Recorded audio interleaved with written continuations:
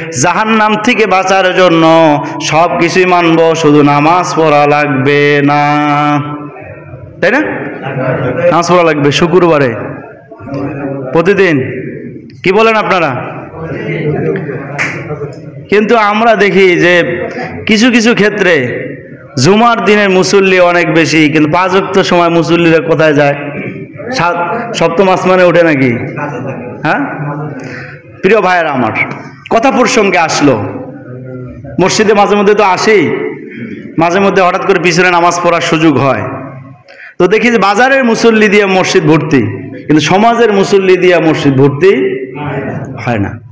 প্রিয় ভাইয়েরা আমার, মুসলমান যেহেতু আপনি দাবি করেন, মুসলিম সমাজে বসবাস করেন, আপনি নামাজ পড়েন, নামাজটুকু আপনি পড়েন, দেখবেন যে নামাজ ইন্না সলাতা তানহা আনিল ফাহশাই ওয়াল মুনকার। অনেকে বলে হুজুর আমি তো মিথ্যা কথাই ছাড়তে পারি নাই, এখন পর্যন্ত অন্যায় ছাড়তে পারি নাই, আমার পরিবার এখনো সমস্যা আছে, আমি এখনো হারামের সাথে জড়িত, নামাজ পড়ে কি হবে? নামাজ পড়ে কি হবে? নামাজ পড়লেই আপনি অন্যায় থেকে দূরে থাকবেন। এটা আমার কথা না, কার কথা? আল্লাহর কথা। নামাজ যদি আপনি না পড়েন তাহলে আপনি অন্যায় আরো বেশি করবেন, নামাজ পড়লে আপনি অন্যায় কম করবেন। এই যে আমার শরীরে লেবাস আছে, টুপি আছে, দাড়ি আছে, পাঞ্জাবি আছে, এই লেবাস নিয়ে যদি আমি যাত্রা প্যান্ডেলে যাই, মোটামুটি আপনারা তো বাহবা দিবেন নাকি বলেন? দিবেন?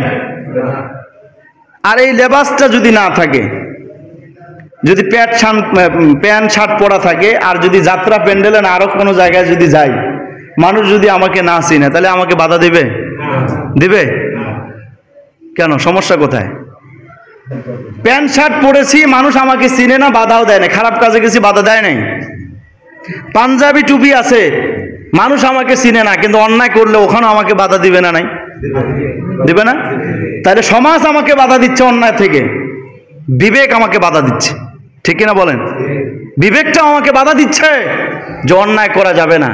আমার দাড়ি আছে, টুপি আছে, পাঞ্জাবি আছে, আমি এত কিছু লেবাস ধরে একটা অন্যায় কিভাবে করি? প্রিয় উপস্থিতি, আপনারাও নামাজ ধরেন, নামাজ আপনাকে অন্যায় থেকে বিরত রাখবে। কেন? আপনি যখন অন্যায় করতে যাবেন তখন নামাজ আপনাকে বলবে তুমি নামাজ পড়ো, তোমার দ্বারা এই অন্যায়টা মোটেও শোভা পায় না। সমাজবাসীরা আপনাকে বলবে তুমি তো নামাজ পড়ো, তুমি এই কাজটা কেমনে করলে?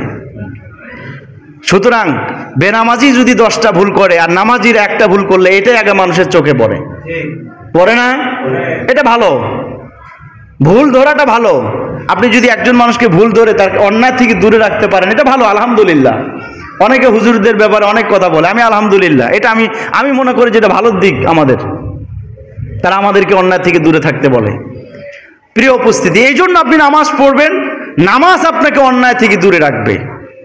এটা কোরআনে আল্লাহ তাআলা বলছেন ইন্না সলাতা তানহা আনিল ফাহশাই ওয়াল মুনকার। আপনি নামাজ পড়ছেন, একসময় আপনার বিবেকে বাধা দিবে যে আমি হারামের সাথে জড়িত, নামাজ পড়ে আমার লাভ কি হবে? সুতরাং আপনি নিজে নিজে একটা পরিবর্তন আপনার ভিতরে চলে আসবে যে আমি আর হারামের সাথে জড়িত থাকবো না। এই জন্য প্রিয় উপস্থিতি, কথা প্রসঙ্গে এটা আমি এজন্য শেষ পর্যায়ে নিয়ে আসলাম। আলোচনা তো নবীজির জীবনে মূল পয়েন্টটা আমরা কেবল যাচ্ছি, তো এটা সামনে জুমায় আমরা আলোচনা করব। নামাজের বিষয়টা এই জন্য কথা বললাম। প্রিয় উপস্থিতি, রসুলের জিন্দেগিতে নামাজ ছিল কিনা বলেন? ছিল না? রসুলের জীবনীতে নামাজ ছিল। নামাজের মধ্যে একজন ব্যক্তি সবচাইতে আল্লাহর নিকটবর্তী হতে পারে, সুবহানাল্লাহ বলেন। এত নিকটবর্তী হয় যে বান্দা এবং আল্লাহর মধ্যে আর কোনো পর্দা থাকে না।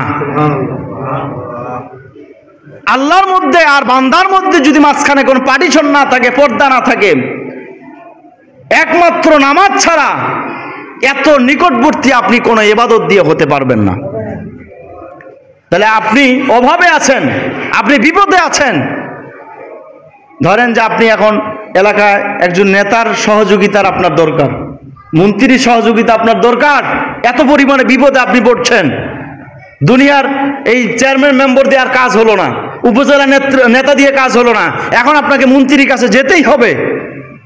যদি মন্ত্রী পদটা আপনার কাছাকাছি থাকে, আপনি যদি মন্ত্রীর কাছে গিয়ে সরাসরি কথা বলতে পারেন, তাহলে আপনার উপকারটা কম হবে না বেশি হবে? বেশি হবে। সুতরাং আমরা অভাবে আছি, আমরা ঋণগ্রস্তে আছি, অসুস্থ আছি, পারিবারিক সমস্যায় আছি, যত সমস্যায় আছি, নামাজের মধ্যে যদি দাঁড়াই, স্বয়ং সৃষ্টিকর্তা যদি আপনার কাছাকাছি হয়ে যায়, ওই সময় যদি আপনি আল্লাহর কাছে চান, মাঝখানে যদি আর কোনো পারিশন না থাকে, আপনার দোয়া কবুলের জন্য আরো কোনো মাধ্যম ধরতে হবে? বলেন, মাধ্যম ধরতে হবে না। আপনি কি সমস্যায় আছেন আপনি আল্লাহর কাছে বলেন, আপনি সুখে থাকবেন, আপনি ঋণ মুক্ত থাকতে পারবেন। প্রিয় উপস্থিতি, অনেক সময় আমরা লক্ষ্য করে দেখেছি যে মানুষ লক্ষ লক্ষ টাকা ইনকাম করে ঋণ মুক্ত থাকতে পারে না। ভাই আমরা কয় টাকা ইনকাম করি? আমরা হুজুরেরা কয় টাকা ইনকাম করি? আমাদের তো বিভিন্ন ব্যবসা বাণিজ্য নাই, আমরা তো বিভিন্ন জায়গায় টেন্ডারবাজি করি না। আপনারা মসজিদে নামাজ পড়ালে কয় টাকাই বা দেন? এটাই আমাদের ইনকামের পথ, এটা দিয়েই কিন্তু আমরা জিন্দেগি গঠন করছি। দেখেন আমার একটা টাকা ঋণও নাই। আমরা চেষ্টা করি বাজারে যে খরচটা করবো এটা নগদ টাকা দিয়ে করার চেষ্টা করি। কেন? এটাতে আল্লাহ তাআলা আরেকটা বরকত আছে, বরকত আছে। এই বরকতটা হচ্ছে আমার বিপদের কথা সব কিছু শুনেন কে? আল্লাহ শুনেন। তা আপনি বিপদে পড়ছেন, আপনি আল্লাহর কাছে বলেন, দুনিয়ার মানুষকে বলার দরকার নাই, দেখবেন বিপদ আপনাকে রক্ষা করবে।